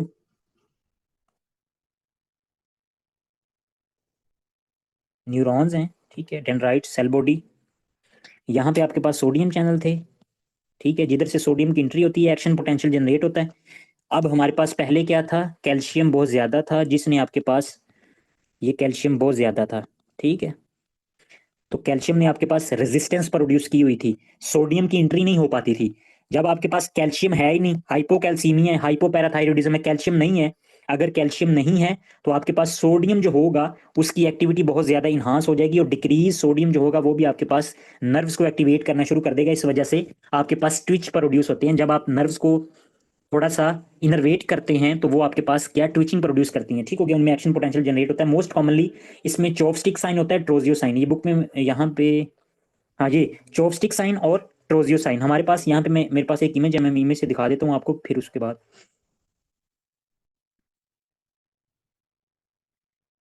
ये आपके पास है चॉपस्टिक, चॉपस्टिक साइन, कि यहाँ पे जो फेशियल नर्व्स है ना, जब यहाँ पे आप उसको टैप करते हैं तो आपको यहाँ पे इनर्वेशन नजर आएगी। और ट्रोजियो साइंस जब आप हैंड कफ के, ये जो पेशेंट था, आपने ब्लड प्रेशर, ब्लड प्रेशर कफ जब इधर यहाँ पे आपने उसको रैप किया, तो रैप करने के बाद जब आपने उसको उसमें आपके पास ब्लड प्रेशर चेक करने के लिए प्रेशर इंक्रीज किया, तो आपके पास ये जो उसकी रिस्ट होगी ना, रिस्ट जो होगी वो फ्लेक्स्ड हो जाएगी, क्योंकि यहाँ पे जो नर्व्स हैं वो बहुत ज़्यादा ओवर एक्टिवेट हो जाएंगी, ठीक है। जब आप इसको ये ब्लड प्रेशर कफ जब आप इसको रैप करते हैं ना, तो जो ब्लड सप्लाई होती है वो डिसकंटिन्यू हो जाती है, तो ये और ज़्यादा ओवर एक्टिवेट कर देती है आपकी जो, आपकी यहाँ पे जो,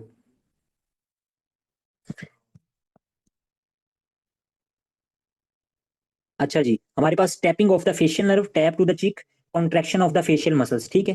क्योंकि सोडियम जो होता है वो बहुत ज्यादा एक्टिवेट हो चुका होता है, कैल्शियम है ही नहीं अब। और Trousseau's sign, occlusion of the brachial artery with blood pressure cuff, carpal spasm, आपके पास जो सारी, जो कार्पल, कार्पल मैंने क्या कहा था आपके पास, रिस्ट जो होती है ना, जो रिस्ट होती है, रिस्ट वाले पार्ट को हम कार्पल कहते हैं। तो वहां पे आपके पास फ्लेक्शन हो जाएगी, और जो आपकी फ्लिंजीज है उनकी भी फ्लेक्शन हो चुकी होगी, ठीक हो गया।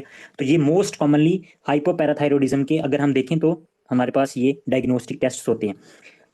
सूडो हाइपोपैराथायरॉयडिज्म, ठीक है, इसकी हम बात करते हैं। ऑटोसोमल डोमिनेंट कंडीशन है, मैटरनली transmitted mutation, impaired genius gene. ये आपके पास अगर इम्पेयर्ड है तो होगा क्या, होगा ये कि आपके पास यहाँ पे बोन्स हैं और यहाँ पे हमारे पास किडनी है, किडनी के ऊपर भी आपके पास पीटीएच के रिसेप्टर हैं और बोन्स के ऊपर भी पीटीएच के रिसेप्टर हैं। अगर इन रिसेप्टर का डिफेक्ट हो चुका है जीन्स की म्यूटेशन की वजह से, तो पीटीएच आपके पास बॉडी में होगा लेकिन वो अपने अकॉर्डिंग टू रिसेप्टर जाके एक्ट नहीं कर पाएगा। ठीक है, G stimulatory protein alpha subunit आपके पास ये जो होती है इसमें म्यूटेशन आ जाती है, इनएक्टिवेशन ऑफ एडिनाइलेट साइक्लेज। ठीक है, जी कपल्ड आपके पास ये जो सारी सिग्नलिंग होते हैं ना, रिसेप्टर होते हैं, तो इंट्रा सिग्नलिंग जो पाथवे होता है वो नहीं हो पाता, जो कि आपके पास इसके नतीजे में होगा क्या कि बॉडी में पीटीएच का जो लेवल होगा वो हमें ज्यादा ही मिलेगा, पीटीएच ज्यादा मिलेगा, लेकिन आपके पास बॉडी में हाइपोकैल्सीमिया मिलेगा क्योंकि रिसेप्टर जो हैं वो आपके पास पीटीएच को सेंस नहीं कर पा रहे। अब अगर हम यहाँ पे मेंशन करना चाहें ना सूडो हाइपोपैराथायरॉयडिज्म की कंडीशन, तो वो सेम एक्ट लाइक का सेकेंडरी हाइपरपैराथायरॉयडिज्म, सूडो हाइपोपैराथायरॉयडिज्म। तो अगर किसी पेशेंट को सूडो हाइपोपैराथायरॉयडिज्म की कंडीशन है तो पीटीएच जो है वो ज्यादा मिल रही है, हमें पता है पीटीएच तो ज्यादा है, लेकिन कैल्शियम जो है वो कम है। कैल्शियम क्यों कम है, क्योंकि रिसेप्टर पे जाके पीटीएच नहीं लग रही, डिफेक्ट है।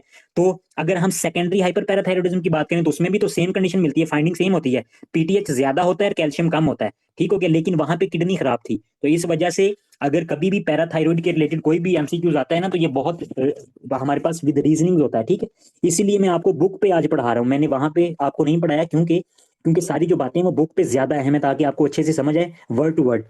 अच्छा, सूडो हाइपोपैराथायरॉयडिज्म में भी यही होगा कि हमारे पास पीटीएच ज्यादा है लेकिन वो रिसेप्टर के साथ अपना काम परफॉर्म नहीं कर पा रहा।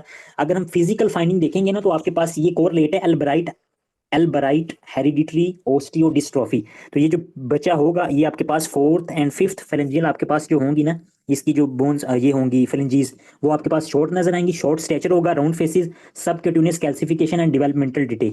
पीटीएच ज्यादा मिलता है, कैल्शियम कम मिलता है, फॉस्फेट ज्यादा मिलता है। हाइपो हमारे पास कंडीशन वही मिलेगी हाइपोपैराथायरॉयडिज्म वाली, लेकिन अब हमारे पास ये सेकेंडरी, हम कह सकते हैं इसको सेकेंडरी है। सेकेंडरी क्यों कह सकते हैं कि अगर प्राइमरी हाइपोपैराथायरॉयडिज्म होगा तो उसमें तो सेम है, पीटीएच भी कम है, चलो जी कैल्शियम भी कम है, दोनों कम हो रहे हैं, लेकिन इसमें पीटीएच ज्यादा है लेकिन कैल्शियम और फॉस्फेट जो होगा वो कम मिलेगा।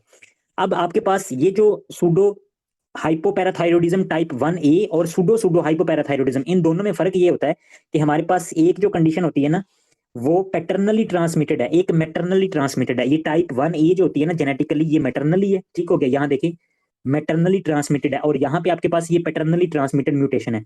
दोनों में फर्क ये होगा कि हमारे पास इसमें जो अगर उसकी मोर्फोजेनेसिस की बात करें तो वो सेम मिलेगी। मोर्फोजेनेसिस मतलब कि उसको हमारे पास फोर्थ फिफ्थ डिजिट जो होंगी वो शॉर्ट मिलेंगी, शॉर्ट स्टेचर मिलेगा, राउंड फेस, सब क्यूटेनियस कैल्सिफिकेशन, डेवलपमेंटल डिले, ये सेम मिलेंगी। लेकिन ये जो बेबी होगा उसमें आपके पास पीटीएच का मसला नहीं होगा, maintaining renal responsiveness to the PTH के, पीटीएच के अगर वो बॉडी से पीटीएच रिलीज होगा तो वो उसको रिस्पॉन्स करेगा। तो यहाँ पे हमारे पास ये एक एमसीक्यू सिर्फ पूछ सकता है कि अगर आपके पास ये एल्बराइट हेरिडिटी ओस्टियोडिस्ट्रॉफी है, अगर पैटर्नली ट्रांसमिटेड है तो तब बताएं कि बॉडी में पीटीएच का क्या लेवल होगा। तो यहाँ पे पीटीएच हमें नॉर्मल मिल रहा है, कैल्शियम और फॉस्फेट जो है वो सारा कुछ नॉर्मल है। तो यहाँ पे पैटर्नली पेरेंट्स आपके पास, यहाँ पे हम कह सकते हैं कि अगर फादर से ये ट्रांसमिटेड हुई है तो फिर जो होगी सूडो सूडो, और अगर आपके पास मदर से ये ट्रांसमिट हुई है तो फिर है सूडो। और सूडो हाइपोपैराथायरॉयडिज्म टाइप 1A में पीटीएच ज्यादा होगा, कैल्शियम कम होगा, फॉस्फेट ज्यादा होगा। और इसके बाद हमारे पास यहाँ पे जो रिस्पॉन्सिवनेस शो हो जाता है, तो इसको इस वजह से सिर्फ कह दिया गया है क्योंकि ये मोर्फोजेनिकली आपके पास एल्बराइट हेरिडिटी ओस्टियोडिस्ट्रॉफी के साथ रिलेटेड होती है। Physical finding same as the Albright hereditary osteodystrophy, lab पे हमें थोड़ा सा मसला आ जाता है। ठीक हो गया, तो यहाँ से डिफरेंशियल हो सकता है। ये भी एमसीक्यूज है हमारे पास, ये भी एमसीक्यूज है, हाइपोथायरॉयडिज्म के ज्यादा एमसीक्यूज आते हैं। ये सारी बातें आपको पता है, ये कोई इतना समझाने वाली बात नहीं है। एक कंडीशन है कि जो इधर नहीं लिखी हुई, मैं आपको बता देता हूँ कि अगर किसी पेशेंट को मल्टीपल माइलोमा है तो मल्टीपल माइलोमा में हमें क्या मिलेगा। मल्टीपल माइलोमा हमारे पास प्लाज्मा सेल का कैंसर होता है, प्लाज्मा सेल का कैंसर होता है। तो प्लाज्मा सेल का कैंसर अगर होगा तो यहाँ पे अगर हम लिखें कि हमारे पास यहाँ पे calcium phosphate PTH, calcium PO4 phosphate, और हमारे पास मल्टीपल माइलोमा प्लाज्मा सेल का कैंसर है, तो ये भी ओस्टियोक्लास्ट की एक्टिविटी को बढ़ा देता है, ओस्टियोक्लास्ट की एक्टिविटी को बढ़ा देता है। अगर ओस्टियोक्लास्ट की एक्टिविटी को बढ़ा देगा तो हमारे पास बोन से क्या निकलेगा, बोन से जाहिर बात है फॉस्फेट निकलेगा, और बोन से कैल्शियम भी निकलेगा, ये दोनों निकलेंगे, लेकिन इस कंडीशन में पीटीएच का जो लेवल होता है वो डिक्रीज मिलता है, क्योंकि इंक्रीज कैल्शियम और इंक्रीज फॉस्फेट जो होता है ना, वो आपके पास क्या कर देता है, पीटीएच को कम कर देता है। गलत कह रहा हूँ, क्योंकि फॉस्फेट अगर इंक्रीज होगा हमारे पास, ये तो आपके पास पीटीएच को ज्यादा करेगा। फॉस्फेट अगर ज्यादा है तो ये तो इसको तो चाहिए कि पीटीएच को ज्यादा करे, तो पीटीएच कम क्यों हो रहा है? बेसिकली आपके पास जो मेन स्टिमुलस होता है ना वो कैल्शियम होता है, ठीक है। तो ये एक एक्सेप्शन है। अगर किसी बंदे ने इस तरह से सिनेरियो आपके पास आ चुका है कि मल्टीपल माइलोमा का पेशेंट है, तो फिर आप लैब पे बताएं, तो फिर लैब पे पीटीएच जो होगा वो कम मिलेगा। नॉर्मली जब भी पीटीएच हमारे पास ज्यादा होगा, तो पीटीएच ज्यादा होगा तो हमारे पास इंक्रीज पीटीएच, तो कैल्शियम तो ज्यादा होगा ही, उसके साथ जो फॉस्फेट है वो हमें कम मिलेगा, ठीक है। लेकिन मल्टीपल माइलोमा में फॉस्फेट और कैल्शियम जो होते हैं वो दोनों ज्यादा मिलते हैं और पीटीएच कम मिलता है। हमारे पास एक एमसीक्यूज है, आप लोग अगर उसको डिफरेंशिएट कर गए तो आई थिंक सो कि हम उसको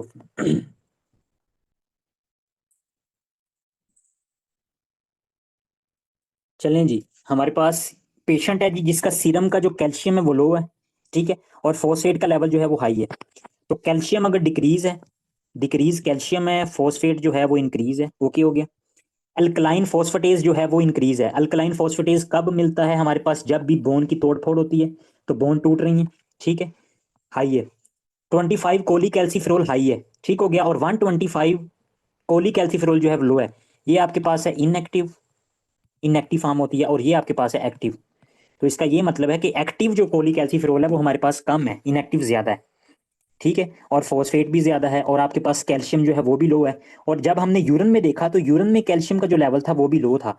तो ये हमारे पास जो केस है, अगर आप देख सकें तो किडनी के साथ सारा रिलेट कर रहा है। कैसे रिलेट कर रहा है? किडनी से कैल्शियम की रीअब्जॉर्प्शन को बढ़ाना था, ठीक है, और किडनी से हमारे पास फॉस्फेट को कम करना था, फॉस्फेट को कम करना था, PO4 को, ठीक है, और किडनी से ही हमने क्या करवाना था, active vitamin D, active vitamin D. तो यहाँ पे अगर देखें हमारे पास ये जो कैल्शियम लो है, कैल्शियम को तो ज्यादा होना चाहिए था, तो ये काम नहीं हो रहा, किडनी ये काम नहीं कर रही। किडनी हमारे पास अगर ये काम नहीं कर पा रही, तो हमारे पास फॉस्फेट को किडनी ने क्या करना था, किडनी ने लो करना था। तो यहाँ पे भी किडनी उल्ट चल रही है, किडनी फॉस्फेट को नहीं निकाल रही हमारे पास, किडनी यहाँ से फॉस्फेट का जो लेवल है हमें हाई मिल रहा है। अगर हम अल्कलाइन फॉस्फेटेज की बात करें, तो हमारे पास इसका मतलब है कि बोन्स जो है वो टूट रही हैं, ठीक है, ALP का लेवल बढ़ा हुआ है, बोन्स की तोड़ फोड़ हो रही है। और आपके पास यहाँ पे लो है एक्टिव विटामिन डी, यहाँ से भी। तो मेनली हमारे पास ये जो कंडीशन है सेकेंडरी हाइपर पैराथायरॉयडिज्म की है, ठीक हो गया। तो इसमें आपके पास क्या होगा कि पीटीएच का जो लेवल होगा वो इंक्रीज मिलेगा। पीटीएच इंक्रीज है, कैल्शियम आपके पास डिक्रीज है, पीटीएच इंक्रीज है, पीटीएच इंक्रीज है, कैल्शियम डिक्रीज है, फॉस्फेट इंक्रीज है, ठीक है। अल्कलाइन फॉस्फेटेज ज्यादा है क्योंकि ये ज्यादा पीटीएच बॉन्ड को तोड़ रहा है, और एक्टिव विटामिन डी कम है, और यूरिन कैल्शियम जो है वो भी लो है हमारे पास। तो सेकेंडरी हाइपर पैराथायरॉयडिज्म जो कि आपके पास रीनल ऑस्टियोडिस्ट्रॉफी के साथ मिलती है। तो इस तरह से हमारे पास एमसीक्यूज आएगा विद रीजन। आपके पास कोई भी हाइपर पैराथायरॉयडिज्म, हाइपो पैराथायरॉयडिज्म का कोई भी आपके पास आते है ये एमसीक्यूज, तो ये ऐसा नहीं होगा कि आप इसको इजीली कर पाओगे कि ये एक चीज बढ़ रही है। विद लॉजिक जाना है आपको, कंसेप्ट आना चाहिए सारे का सारा। दोबारा से आखिरी बात बता देता हूँ कि अगर पीटीएच एंड कैल्शियम ये दोनों एक सिमत में बढ़ रहे हैं आपके पास, तो ये आपके पास कंडीशन होगी प्राइमरी की, ठीक है। कैसे? अगर प्राइमरी हाइपर है, हाइपर है तो पीटीएच भी इंक्रीज होगा, कैल्शियम भी इंक्रीज होगा, प्राइमरी हो गया जी, दोनों चीजें बढ़ रही हैं हाइपर। अगर हम प्राइमरी हाइपो की बात करें, हाइपो की, तो दोनों चीजें कम होंगी, पीटीएच भी कम होगा, कैल्शियम भी कम होगा, ठीक है। अगर दोनों पैरामीटर्स बढ़ रहे हैं तो प्राइमरी हाइपरथायरॉयडिज्म, दोनों पैरामीटर्स कम हो रहे हैं तो प्राइमरी हाइपोपैराथायरॉयडिज्म। अगर एक चीज बढ़ रही है दूसरी कम हो रही है, ठीक है, तो ये आपके पास होगा सेकेंडरी, ठीक हो गया। सेकेंडरी कब होगा? अगर पीटीएच बढ़ रहा है तो सेकेंडरी हाइपर पैराथायरॉयडिज्म। अगर पीटीएच बढ़ रहा है तो इसको ये भी कंडीशन हो सकती है कि सूडो हाइपोपैराथायरॉयडिज्म, क्योंकि उसमें भी पीटीएच ज्यादा होता है, कैल्शियम उसमें भी कम मिलेगा। तो ये आपके पास पैरामीटर है, दोनों बढ़ रहे हैं तो प्राइमरी अगर एक बढ़ रहा है एक कम हो रहा है, तो आपके पास ये क्या कंडीशन होगी, ये सेकेंडरी की कंडीशन हो सकती है, कोई सेकेंडरी काज हो सकती है, ठीक हो गया जी। यहाँ तक थी हमारे पास आज की जो बातें हमने की हैं। ये आपको इस वजह से पढ़ाया क्योंकि कल हमने जो टॉपिक डिस्कस करना है वो हमारे पास है इलेक्ट्रोलाइट